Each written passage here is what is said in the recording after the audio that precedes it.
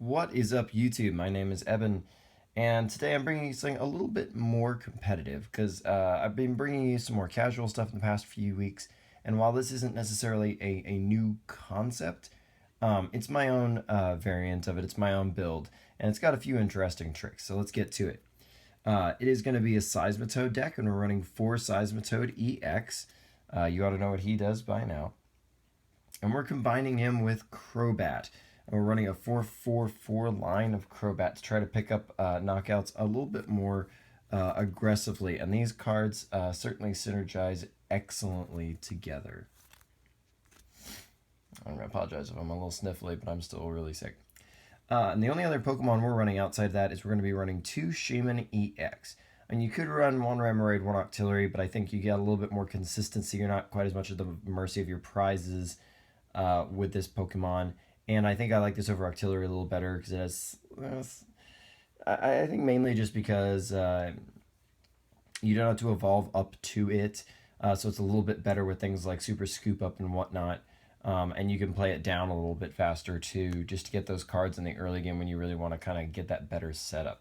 So I think it works out a little bit better for us in this case, so we're going to opt that direction rather than Octillery.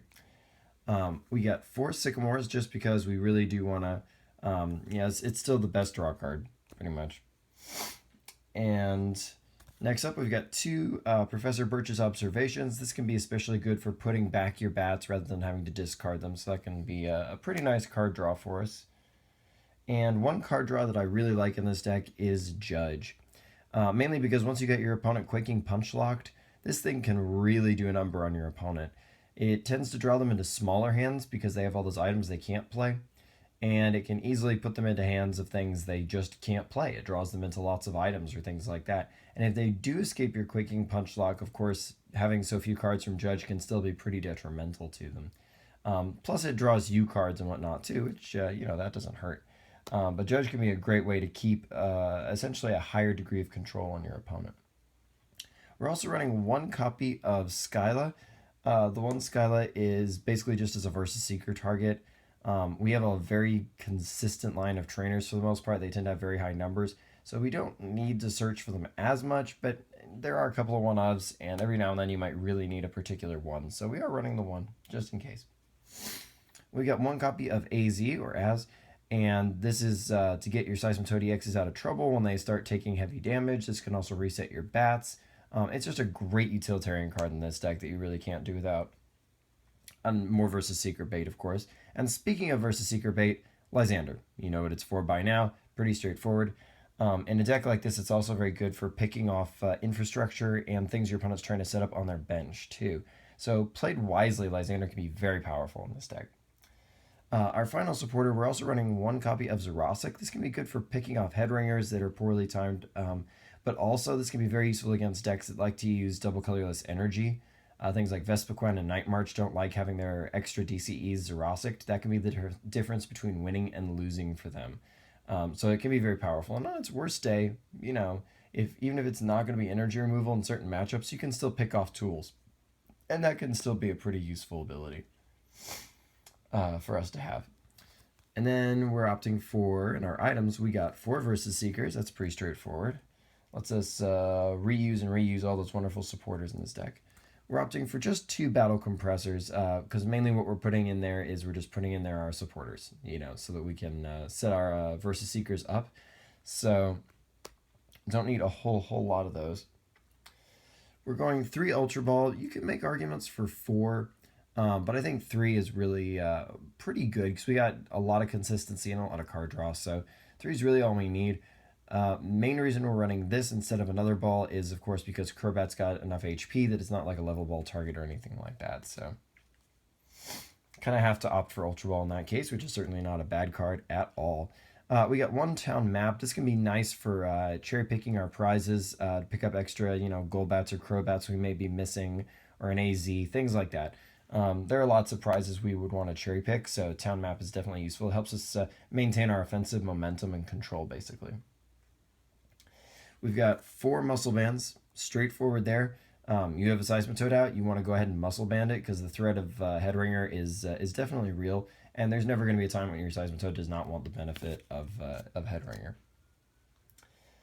And we've got 4 super scoop ups because both Crobat and, kind of as I explained before, Seismitoad EX both really like getting super scoop up. So pretty straightforward there. No reason we wouldn't run 4. This can deny prizes for our opponent and can also reset our bats for more uses so that we can hit them with the with our effects, with our sneaky bites.